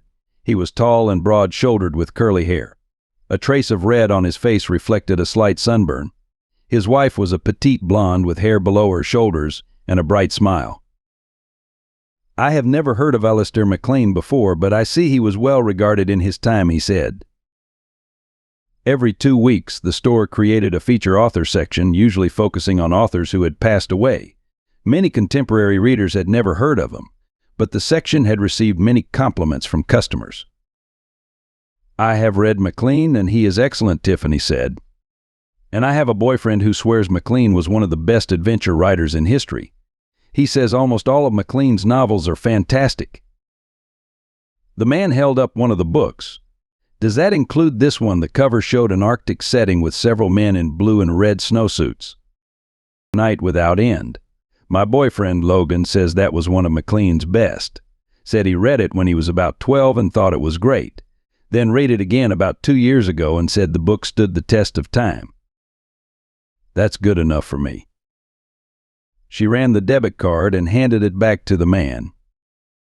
Are you two visiting? Yes, the woman said. It's a beautiful city. She patted her husband on his arm. I've told Ethan here it's not too soon to make retirement plans. Sun, sea, and golf courses. What more can you ask for? Tiffany nodded. She looked back at the office, then almost said an uneventful life, but she bit her tongue. Wonderful shop, the lady said, as the couple walked out. She rang up another long-time customer, a retired teacher, who she knew was working on a novel. Norland Quay had taught English in local schools for almost 40 years. He had written a few short stories during that time, but had never penned a novel. But in his retirement, he wanted to complete his first. When she rang him up, he smiled and thanked her. Then, since had she 2 minutes of free time, she rushed over to Daltrey. Miss Knight, I apologize for the disgraceful spectacle with Sylvia. She does get on my nerves. I should have handled that better. She gave a diffident smile. That's all right. Sorry for the wait. They got in the shop first, so they got the first look at the books. Understandable. I'm not going anywhere. And I'd wait years to check out these books, he said. You won't have to wait that long for the auction. At least I hope not, Tiffany said. With Sylvia here, I must assume there are other potential buyers too. Yes, we've had a number of inquiries. Maybe there'll be more. The way things are going, I'm very happy there's a uniformed policeman here and a private detective keeping an eye on things. The policeman, I assume, is honest, but can you trust the detective? Yes, he's trusted by my boyfriend Logan, so he's as honest as a daylight savings time day is long. I'm glad to hear it. The French couple, looking satisfied, walked out of the office. As they passed by, Tiffany told Daltrey it was his turn. She tried to smile as he sat down at the desk with the 3 books. Logan, come back soon, she whispered under her breath. The French couple moved to the counter. She walked toward it. We are convinced the books are valid. When will the sale be? Sylvia said. We are impatient to own them. If you leave me your number, I can contact you when all matters are cleared up. She inserted her hand into her purse and pulled out a gold card, then handed it to Tiffany. Our contact information. She paused a moment. There are days when I wish I ran a wine shop instead of a bookshop, she whispered under her breath. The books were laid out on a table under the watchful eye of the police officer. Tiffany looked around but didn't see Doyle's. Maybe he was looking for a clue as to who murdered Fallows. The sooner this crime was solved, the better, she thought. She spied Simon, who was peering out the window toward the beach. She strolled up to him. Mr. Simon, would you like to look at the books, too? He shook his head. No, I only want to make sure where they are and make sure they are not stolen. I couldn't decipher those volumes if I tried, and I'm not about to try. I just don't want the 2 French creeps or anyone else to grab them before I get a chance to bid. Okay, but I wanted to offer you the chance to inspect them after Mr. Daltrey is done. By the way, do you know him? Can't say I've had the pleasure, but I'm sure it would be as opposed to knowing Sylvia and Henry, which is a distinct UN pleasure. I gather you 3 don't get along. Simon gave one of his wide, flashing smiles. That's a diplomatic way of putting it. I am oil to their water, a hound to their rabbit, the Boston Red Sox to their New York Yankees. Although she was worried about the odd antique book murder in the engagement, she couldn't help but chuckle. For some reason, I didn't expect to hear a baseball analogy from you, Mr. Simon. I spend some time in New York, and I do take in a game from time to time. And occasionally, believe it or not, I have rooted for Boston. I remember back in 2004 when they had not won a World Series for 86 years. He shook his head. You got to root for the underdog. Boston was down 3-0 in the playoff with the Yankees, but they came back. Yes, they won 4 straight games from a team with any number of Hall of Famers in their lineup, an almost impossible feat which will go down in baseball history. You're a sports fan, Miss Knight. My hopeful soon-to-be husband is. I've heard that 2004 story many times, and I always applaud at the right lines. The Red Sox won 4 straight games, then went on to win the World Series. Simon looked out to the beach and smiled. Yes, that rivalry is akin to my battles with the French creeps. His smile disappeared and his tone dropped. I guess I and every potential buyer has to be considered a suspect in Fallow's death, so you can be skeptical if I try to toss blame on other suspects. I don't trust those two. I suspect they have been involved in crimes, serious crimes. I can't prove it, but those are my suspicions. I wouldn't put murder past them either. He looked out to the beach again. But to be honest, I'm sure they'd say the same thing about me. Tiffany was silent for a moment. To be honest, I think I trust you more than them. I'm a Christian. My judgments about people are usually sound. I can sense their souls, so to speak.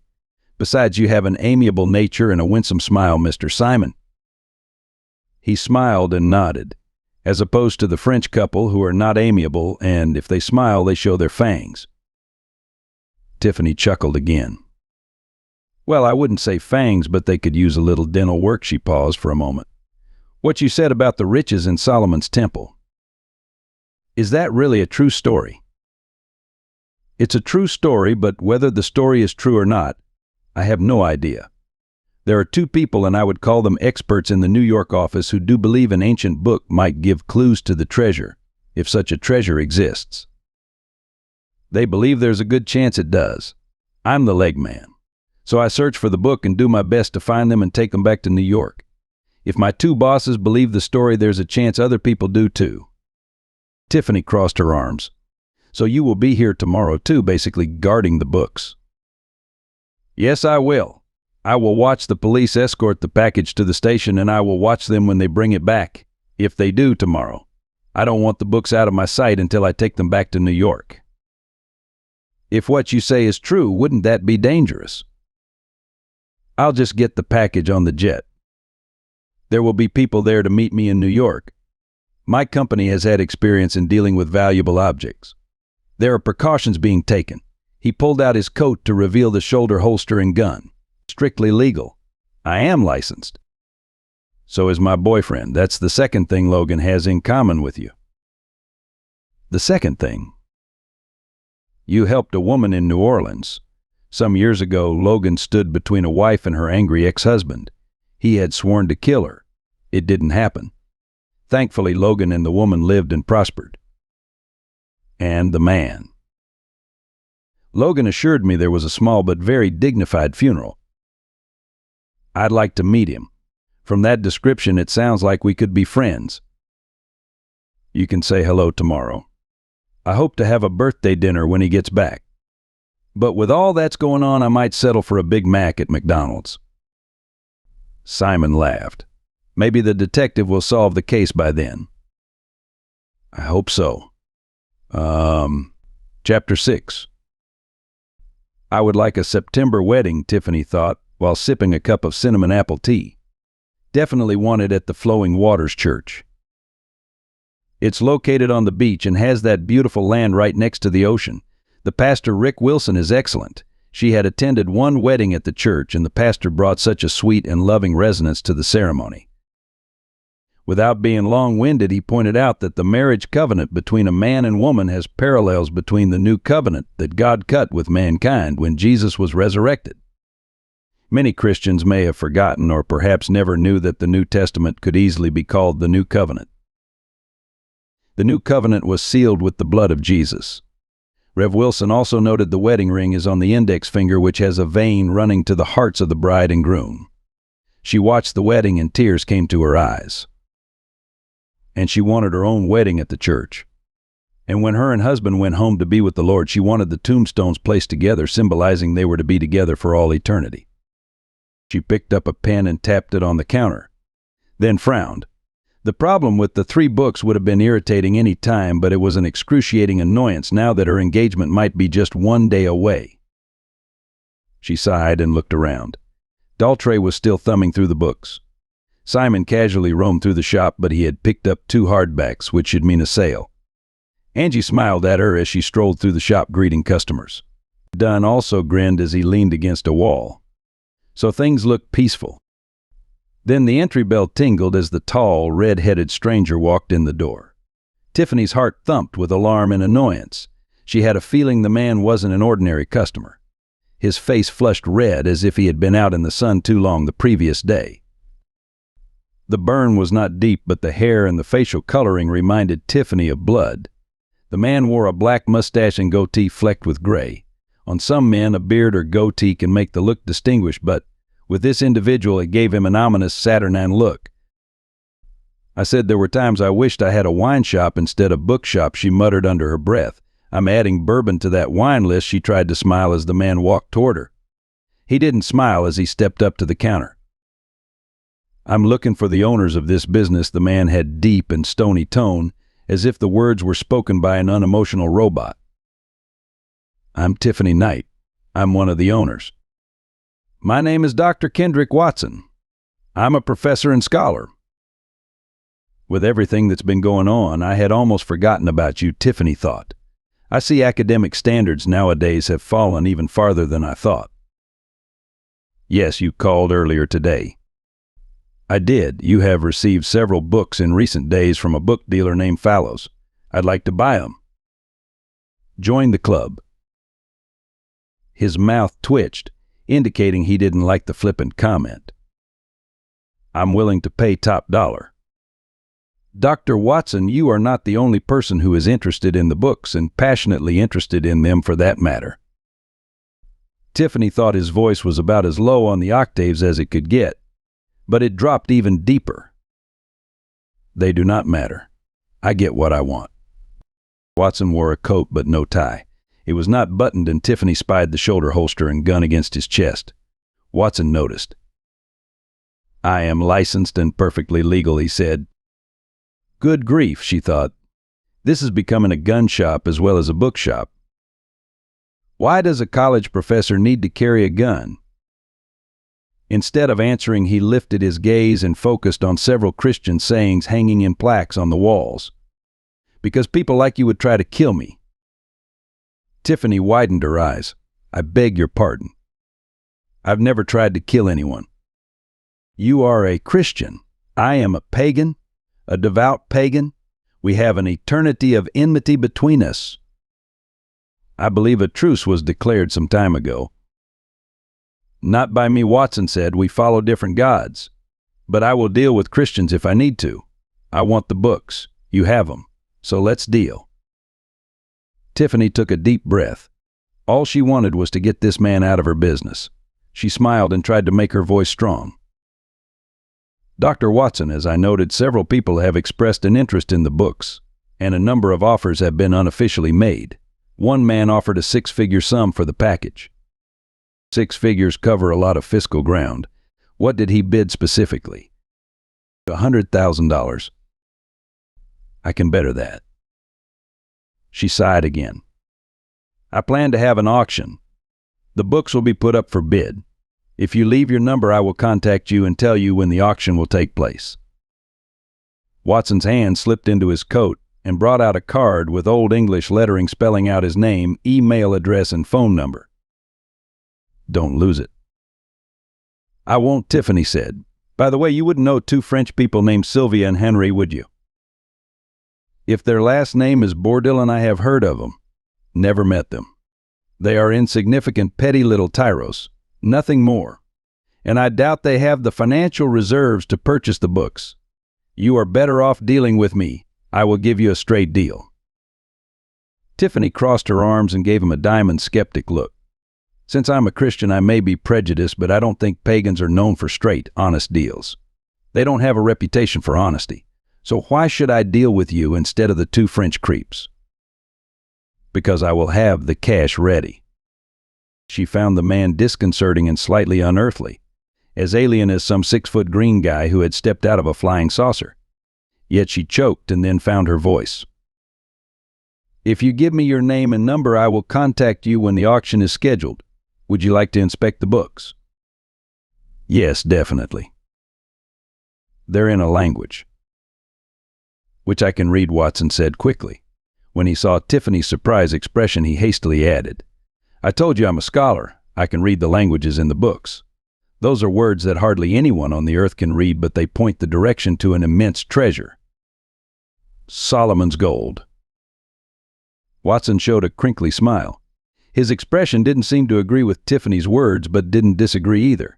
Close enough, he said. Tiffany shook her head. Sometimes I wonder if I shouldn't have destroyed the books when they showed up. He spoke in a soft yet dangerous tone. The words sounded gentle, but they could have stopped a charging elephant. That would be a shame, Miss Knight. It would have cost you a great deal of money. Perhaps, but the books may have cost Mr. Fallows his life. Perhaps they should be destroyed. This time Watson's smile looked ironic, if not condescending. Come now, Miss Knight. You are a Christian. Yet the Bible has cost any number of people their lives, yet you certainly would not destroy all the Bibles in the world, would you? Sometimes the more valuable a book is, the more dangerous it is. The words seemed to rattle her bones. For a moment she seemed to be in a whirlwind, wobbly and unsteady on her feet. She spoke the name of Jesus softly, but even with her soft tone the word was powerful. The whirlwind stilled and her legs were strengthened. I don't think the two situations are comparable. He kept the condescending smile. When I purchase the books, all the books, you can run my little blue card through your register, and in a second it will blink approved, and you will have a 6-figure amount of cash in the register, and can enjoy life with your fiancé. Mr. Ramsey, I trust he's a good man, so you won't be wasting your youth and beauty. For a moment Tiffany was shocked. How did you know about Logan and know he's my fiancé? Watson snickered. I know a great deal. I not only traffic in antiques, I traffic in knowledge. But those books are the most valuable I have seen in my decades in the business. And I want them. Currently, there are 4 potential buyers. I'm guessing at least 1 or 2 are financially well off. How do you know you can outbid them? He gave a sinister smile. Let me worry about that. Chapter 7. Tiffany gritted her teeth, whispered the name of Jesus again, and turned her bright, laser-like glare on Watson. Captain Dulles told me Fallows was murdered. He's guessing the murder is connected with the package of books sent to me. Someone may want them badly enough to kill. She thought he might get angry at the comment, but he merely shrugged. You probably think I did it. You see, Christians always think the absolute worst of pagans just because we have a different belief. I, Miss Knight, am no more ruthless than the others who want the books. I don't have to murder people. I have other ways of getting what I want. Only clumsy fools have to resort to murder, fools like Sylvia and that Claude Henry. You have my card, Miss Knight. Let me know when you hold the auction. He turned abruptly and left the store. Tiffany walked into the office and began praying. Tell me this day will be over soon. Tell me this will be over soon, she said aloud. For 5 minutes she didn't move, then she heard the ding of her cell phone. Exhausted, she picked up. When she saw the number, she yelled with joy. She hit the round red circle on the screen. Logan, you sweet, adorable man, you. Hello, beautiful. That's a wonderful greeting. Having a hard day. She almost yelled into the phone, Ma priere est exaucé. Ma priere eta intendu. Your French always sounds so sexy.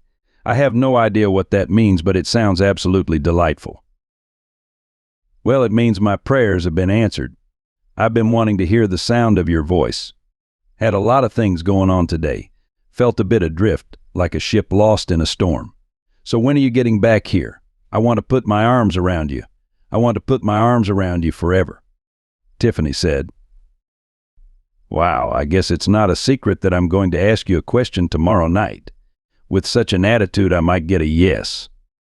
Words gushed from her like water from a fire hydrant.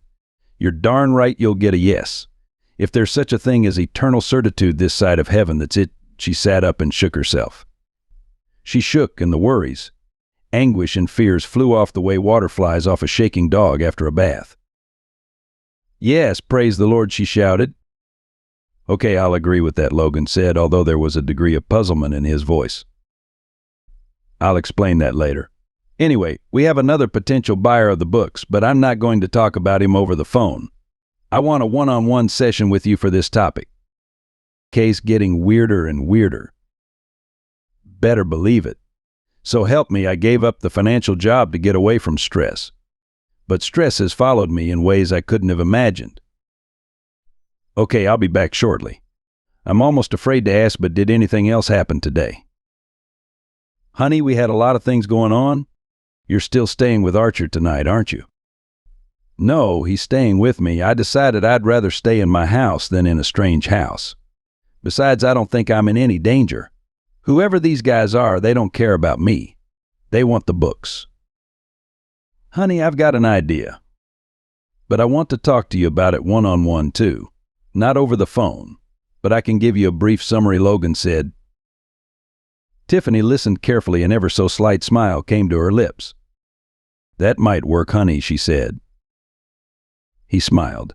It's not an incredibly cunning plan. It's more like an average, ordinary plan, but the killer might not be able to resist it. He wants the book so badly, I don't see how he could resist it. Yes, I see your point. But I will be back soon. I promise you, my dear, that nothing will stand in the way of the Friday night surprise. Nothing? You promise? Absolutely, nothing. She smiled and tears came to her eyes. One reason why I love you is you are hopelessly retro, and one sign of that is you are a man of your word. If you make a promise, you will keep it. That's another eternal certitude on this earth. A promise like that will calm the nerves and sweep away fears. Sweep away all fears. Logan thought for a moment. Air or honey? Is something going on that I don't know about, which is not to say that is a wonderful sentiment and very complimentary, but. Yes, but don't worry about it. Something was going on, but not now. It's over, past, and this is a new day. And I can't wait until the Friday surprise. Logan laughed. Of course now it won't be much of a surprise. That's okay. It doesn't have to be a surprise. As long as I get to say yes. You will. See you soon, my sweet. On Cherry. That always sounds sexy, Logan said. Chapter 8. Tiffany sipped iced tea as the officer enclosed the books in a brown packet and applied a roll of duct tape to the top. Doyle stood near him. We're doing this just as a precaution, Miss Knight. That's all right, Captain. I think I'll let you have them for a few days. It will give me time to think, Tiffany said. Things have been a bit rushed lately, haven't they? Doyle said, smiling. He thought for a moment. In fact, I think your idea of an auction is a very sound one. I would like to see who buys these books. Tiffany nodded. I'm not a detective, Captain, but I understand why. An auction might give us a clue as to who the murderer is. Possible. Certainly I expect the man who killed Fallows to be bidding, but we would still need evidence. The police have to prove a crime. Buying books at an auction is not, by itself, incriminating. The officer lifted the box and started toward the door. Dulles followed him. We will see you tomorrow, Miss Knight, he said. I'll look forward to it. Tiffany stepped behind the desk and sat down. Daltrey stood at the edge of the door. She pointed to a chair beside the desk. Sit down and tell me what you found out about our mysterious package. Daltrey gave a diffident smile as he walked over and eased into the chair. I regret I can tell you very little. I do recognize bits and pieces of a language in 2 of the volumes. I would have to do more intensive study before I could translate it, but I do believe these books are authentic. They're not fakes. I don't know where Mr. Fallows discovered them, but they are a major find for science and religion. I'm venturing a guess, but these could be among the earliest books ever discovered. They are invaluable to science. With all due respect to science, I'm a little more interested in getting them out of this office so I can get back to a normal life. When they go up for auction, how much is science willing to pay for them? He coughed. I would have to get back to my backers before answering that. When would you put them out for bid? As soon as possible. Were you able to decipher the contents of the books? Anything about Solomon's temple or riches beyond imagination? No, I could decipher a few words and a brief paragraph from time to time, not much more. So I can't tell you any details, I'm sorry, but as I said, that will take extensive study. If you purchase them, you can have that extensive study. I'm holding a sale as soon as possible. In fact, I've decided right now that the auction should be Monday. I should be able to work that out. As soon as the books leave this shop, I can go back to a normal life. Hopefully a life where I will be wearing a ring on my ring finger. I'm sure your boyfriend will propose. He will be getting a wonderful woman. Thank you. You are very gracious, Mr. Daltrey. He stood up. Now I must contact my backers. Several have considerable wealth and an avid interest in antiquities. I'm sure they will be enthusiastic bidders when the sale is set. Tiffany thought for a moment. Just out of curiosity, Mr. Daltrey, there is a tentative bid of $100,000. Could your backers match that? He tilted his head slightly. I don't want to give a hasty answer to that, but in this case, I think they will be anxious to match and surpass that bid. I'm talking out of turn here, but I think, based on my examination of the books, that we would be comfortable making a bid of $500,000. Tiffany gasped. $500,000. He nodded. That would be our comfortable bid. I think due to my recommendation, our backers might extend an uncomfortable bid that would be even more if necessary. Well, let's hear it for faith and science. As he left the office, Tiffany leaned back in the chair, raised her feet up to the desk, and sighed. Where is that nice, peaceful, serene life I sought when I left high finance, she thought. Chapter 9.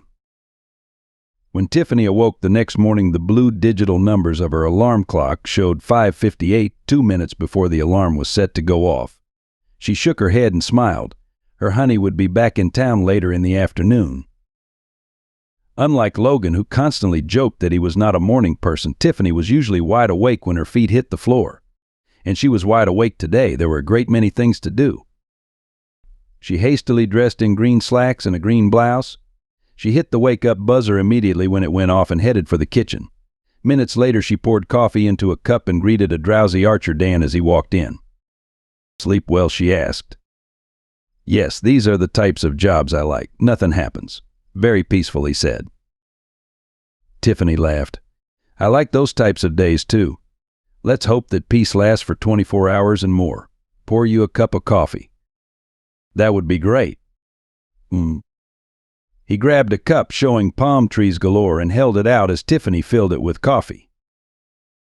You know, Arch, you really don't look like a bodyguard. I mean, I pictured a burly, gruff man with day-old stubble with a horrible wardrobe. You dress in style and are not burly. In good shape, yes, but not burly. Not gruff, either Dunn said, chuckling. I can speak with the best of them. I am a high school graduate, with additional education via the Army. Yes, Mom, and it served me well. He took a sip of the coffee. So how did a reprobate such as my friend Logan get the attention of a sophisticated, lovely lady like yourself? She playfully slapped his arm. He is not a reprobate. He is a fine man. Tonight I am going to tie him down permanently. She raised her left hand. Tomorrow when you see me, there should be a ring on this finger. Congratulations. I was wondering what was taking Logan so long. Sometimes the guy is slow, what can I say? She walked over to a picture window and looked out onto the ocean. Her eyes focused on a distant man in the water. She lowered her cup to the table and leaned over, putting her hands on the brown table. Is that a surfer this early? She said. As she watched, the man climbed on his surfboard and watched for a wave.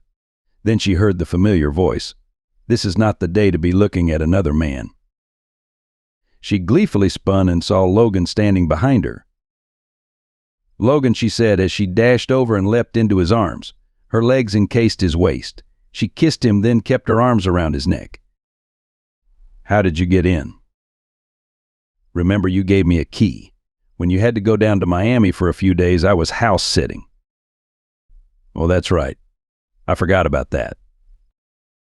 Dunn drained his coffee cup and smiled at the two. You know, it's been years since I had a woman throw herself at me like that. Oh, the good old days.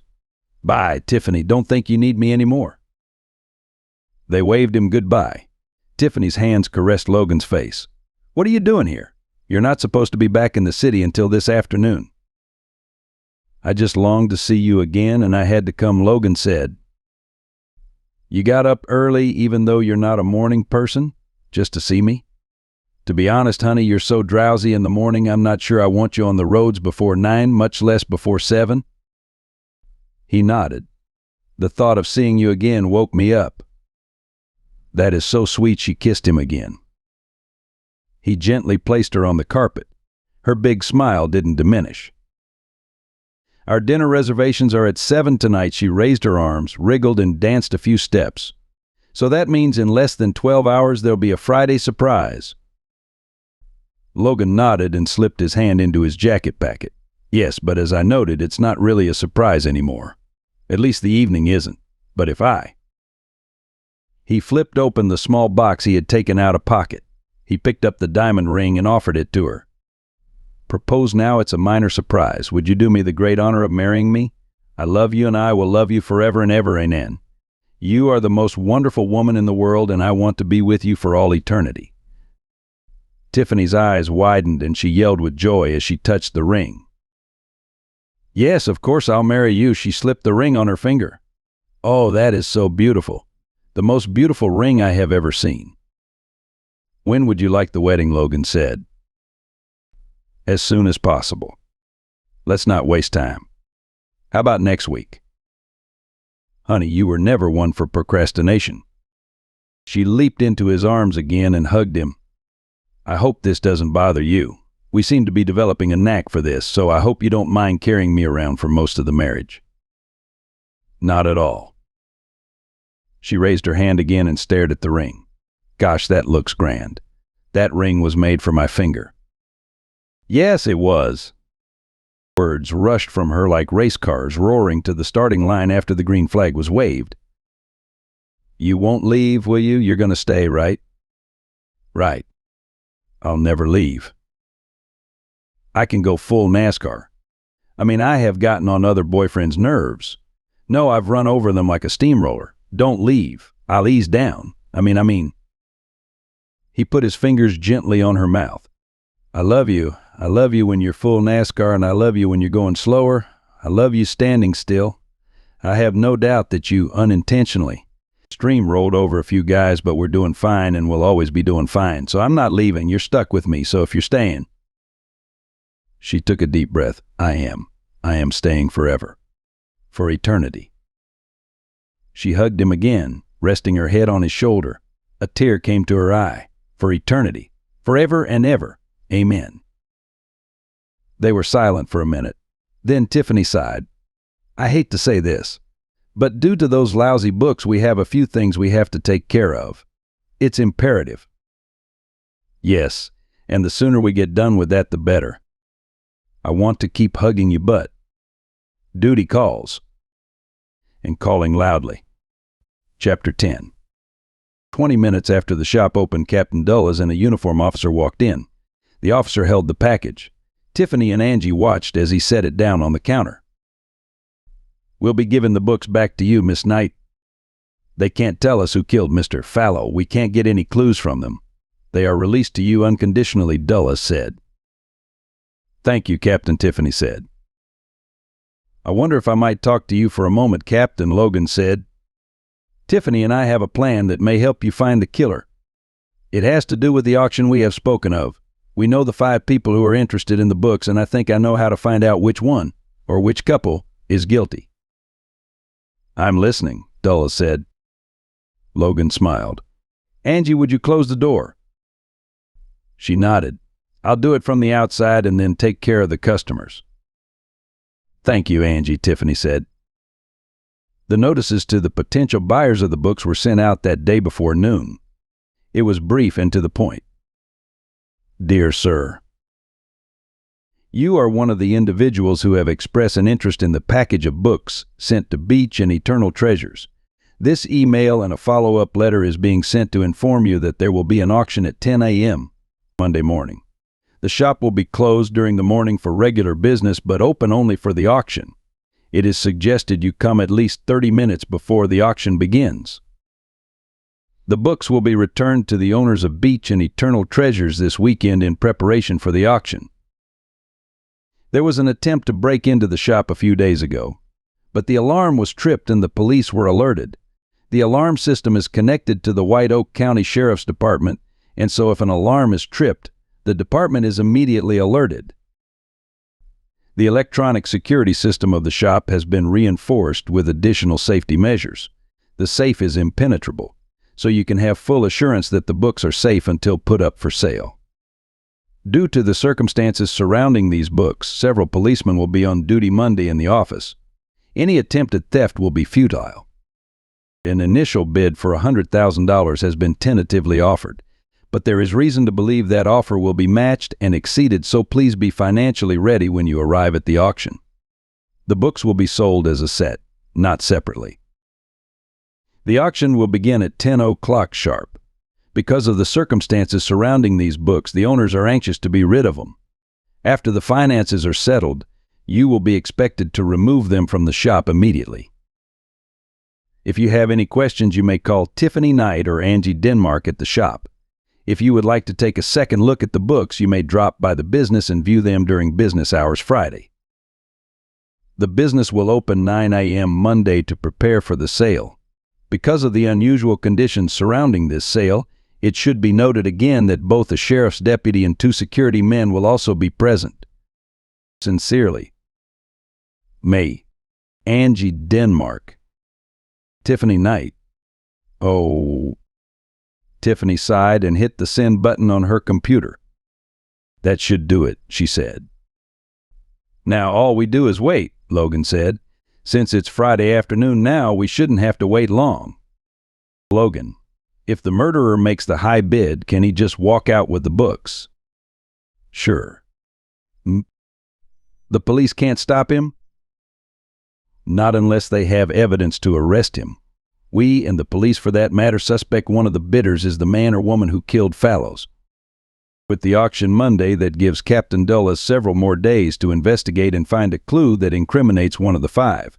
But if they still have no evidence Monday, the police have to let the winning bidder walk out of the store and go wherever he wants to go.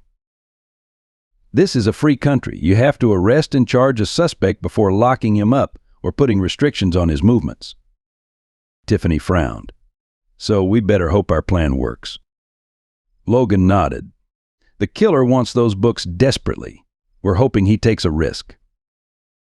But all those alleged vast treasures are worth a risk. You'd take a risk like that, wouldn't you? Logan shook his head. He reached out and took Tiffany's hand. Gold and silver mean nothing to me. I have true treasure. That's what I care about. Chapter 11. Saturday morning, 2 a.m. With its one-eyed stare, a light blue crescent moon watched over Emerald Beach. The waves rolled slowly toward the beach and gently touched the gold sands before retreating back to the ocean. White foam caressed the beach. No stragglers walked down the sandy beach. All the shops and businesses were closed. One random car drove down Beachland Boulevard. The only sounds were the soft, watery rustlings of the waves. No lights were on in the beach shops. The 2 men, dressed in black, moved quickly and silently. Their car had been hidden in one of the patches of trees along the boulevard. They looked around. The beach was empty. They saw no movement of cars or people. Even so, when they thought they heard a sound, the 2 ducked behind 2 large oak trees. The men waited for several minutes but heard nothing and saw nothing. They crept out and hurried toward their destination. The 2 men were experienced. It was not the first time they had pulled such a caper. And neither of them thought it would be the last. One man had a gun underneath his light black jacket. The second man carried a knife, one which he should have discarded, but he preferred the stiletto. He had used it before, and he was comfortable with it. The 2 rushed quickly to the back door of the business. "Don't make the same mistake," the first one said. "I won't. I know what I did wrong. You have to watch all the high-tech improvements. Things can be modified easily nowadays if you know what you're doing. And I do." He reached for the door handle with his gloved hand and turned it. The door slipped open. "You're sure the alarm is off?" "The alarm was off before we ever left the apartment. No sheriff's office is being alerted." The police in the town are peacefully sleeping and will stay that way. We'll grab the books, head for the car and drive off. By the time they find out the books are gone, we'll be 2,000 miles away and on our way to being the next King Midas. The two walked into Beach and Eternal Treasures. They stepped behind the counter and one of them bent down to inspect the safe. He grinned. These people are stupid. This is a decent safe, but it's nothing special. I'll have it open in a minute or so. Maybe they were counting on the alarm system to keep burglars like us out. Then they're not wise. You should always have backup systems, the more the better. Just one. Aha. A click sounded in the room as he opened the safe. He flicked on the small flashlight and shone the light. What? He swung the flashlight around, shining its light inside the safe. Nothing was inside. The burglar gasped. The overhead light flashed on, as did all the other lights in the business. The kneeling burglar jumped up. The second robber rapidly turned around. He went for his gun, but his hand froze before it touched the metal. Standing several feet behind them was Captain Dulles holding his service pistol. Arkadun stood behind him, also holding a gun. Two green-uniformed officers of the White Oak Sheriff's Department also stood smiling in the room. Leaning against the wall were Tiffany and Logan. The latter had his Beretta under his Burundi jacket. Tiffany showed a high-beamed smile and crossed her arms. Mr. Watson, imagine my surprise. An upstanding academic such as yourself committing a petty burglary. She shook her head. If you can't trust your local pagan, who can you trust? Watson wriggled his fingers. He was almost tempted to make a grab for his gun, but the stern faces of the armed men facing him caused his hand to draw back. Honey, I told you it was Watson. Had to be him. Yes, and I said he didn't have the brains to pull something like this off, Logan said. Tiffany raised her hand and pointed to Watson's partner in crime. Well, he probably doesn't. That's why he brought a friend. The friend must do all the heavy work. I mean, you might be an expert in all the ancient antique items and books, but not know much about today's high-tech stuff, such as how to knock over a bookshop. So he needed a partner. Logan nodded. Officers, would you disarm and handcuff our two guests, Dulles said. Be careful with the knife. Mr. Fallows was killed with a knife. I wonder if that's the murder weapon. We'll do some tests and find out. And read them their rights. You two should know that, although we haven't used it for a while, Florida still has the death penalty for cold-blooded murder. And Fallows' death was premeditated and cold-blooded. The two officers disarmed the suspects, turned them around, and handcuffed them. You have me only on burglary, not murder, Watson said. I'm getting a good lawyer. You're going to need one. But now we got two suspects and we'll get warrants and search your cars, houses, computers, and phones. I'm sure we'll find clues and ties to Fallows' murder. Plus, you two did break into this shop to get the books the deceased sent. That's called evidence. And as a police detective for almost 20 years, I think your phones and computers will be treasure trove of information. But that's just a wild guess, you understand. You set us up, the second man said. Yes, we did, Logan said. We figured you wanted those books so badly that you didn't want to risk that you might be outbid. If so, you would have to stand there in the shop and let someone else walk away with them. You couldn't let that happen. You had to take the risk. The two officers walked the suspects toward the door. Actually, you didn't have to break in, Tiffany said. We left it open. We were hoping someone would drop in.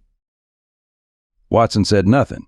He just gave a low growl as the officers led him out the door and put him into the patrol car. Tiffany patted Logan's shoulder. You know, I have the ring, but we were so busy we never did get to have that birthday dinner. Logan smiled. Well, it's a bit late right now, but how about tomorrow night, 6 o'clock at the Blue Heron?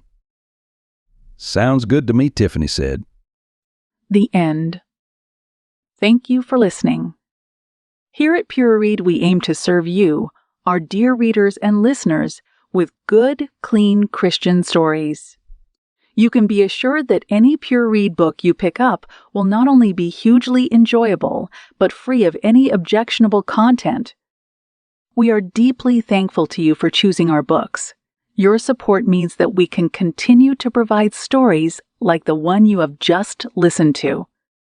To browse our range of clean and wholesome titles, go to pureread.com. Please like and subscribe to our channel. That way you'll be the first to hear when new stories arrive here for your enjoyment. God bless you, and thank you again for listening.